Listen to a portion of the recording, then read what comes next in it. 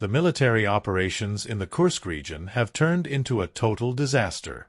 With the effective capture of over 100 settlements, Ukrainian high-ranking units have established authority over approximately 100 kilometers of territory. This is largely due to the shortage of personnel and equipment within the Russian army, which is now struggling to launch the anticipated attack against Ukraine.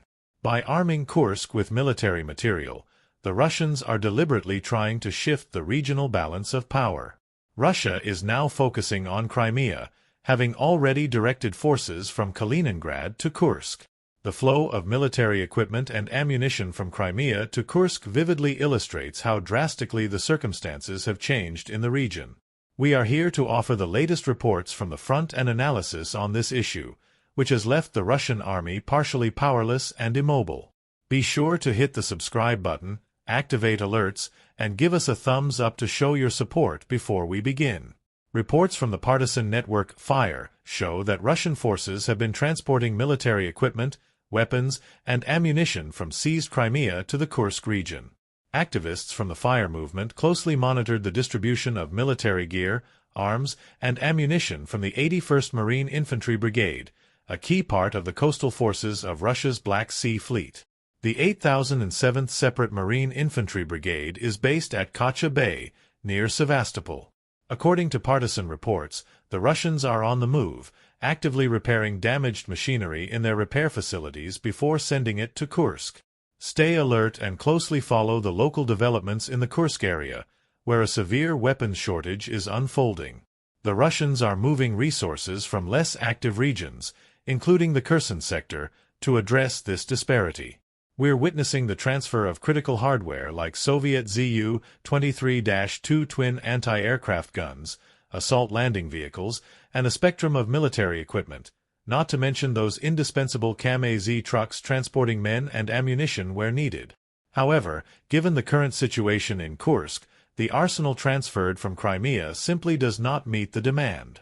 The Kremlin is ramping up its activities in Kursk in line with a significant plan to boost its influence and capabilities in the region. Reports suggest that Russian troops from the Samara region have been mobilized and sent to the Kursk front. The FIRE partisans closely examined the management of the military commissariat in the Russian region of Samara and found important material on the intensification of mobilization initiatives. New recruits are being sent to vital positions along the front lines in the Kursk area. Many of these personnel were transferred from the Pokrovsk sector. Concerns about potential sabotage have led the military committee members to work from hidden locations, according to reports.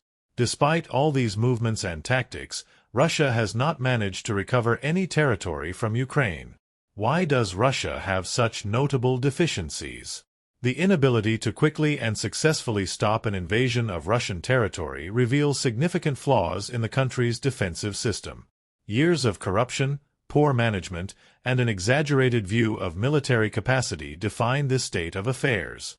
The harsh terrain of Kursk, with its steep hills, dense forests, and complex road systems, presents both challenges and advantages for military maneuvers. Watching Russian forces overlook these advantages in this territory is quite alarming.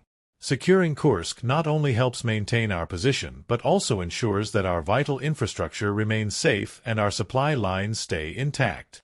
Recent reports indicate that Russian soldiers have made very little progress, having regained at most a few settlements. This limited progress highlights the Russian army's difficulty in utilizing its supposed numerical and firepower superiority. The dynamic nature of the situation highlights significant issues in Russia's command and control systems, as Russian forces struggle to hold on to even minor gains. The Ukrainian ability to hold ground and even launch counterattacks far from Russian territory speaks volumes about the weakness of Moscow's military might. The much-lauded Russian military modernization program that began in 2008 seems to have fallen short of its 2020 goals. It was supposed to ensure that 70% of Russian military equipment would be upgraded to contemporary technology, but the poor results in Kursk suggest that many of these modernized systems are either not being used as promised or are not being used at all. The current military intelligence data, including satellite images from NASA's firms, Fire Information for Resource Management System, suggests that a large detonation likely occurred near Glushkovo. Ukrainian airborne forces have reportedly breached another area of the Russian border in the Kursk region, carried out by the brave members of the 9th Separate Assault Brigade.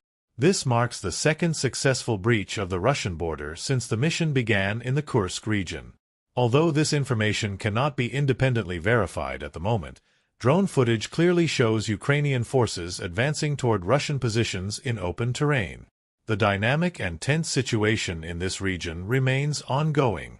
To stay updated on developments and to show your support, make sure to hit the subscribe button, activate notifications, and give us a thumbs up. Every action counts.